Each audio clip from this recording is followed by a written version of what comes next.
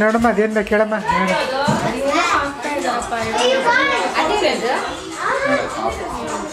ಬಿಂದು ನೀವು ಶಿವ ಅಂತ ಜಮಾಯಿಸ್ಬಿಡಿ ಬನ್ನಿ.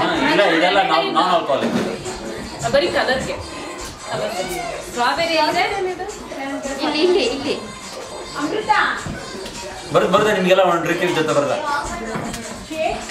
ಬನ್ನಿ ಸಂಜೆ ಐತ್ರಿ ನೀವು ಬನ್ನಿ.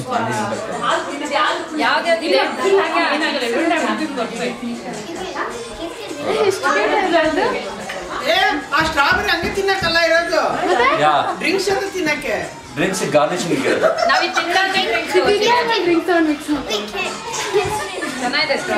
ಬನ್ನಿ ಸಂಜೆ ಕೇಳಿ ನಿಮ್ಗೇನು ಏನ್ ಬೇಕು? ಏನು 60 ml 30 ml ಕೇಳಿ ನೋಡಿ. ಕೆಂಪದ್ ಬೇಕಾ ಹಳದಿ ಬೇಕಾ ಗ್ರೀನ್ ಬೇಕಾ ಯಾವ್ದು?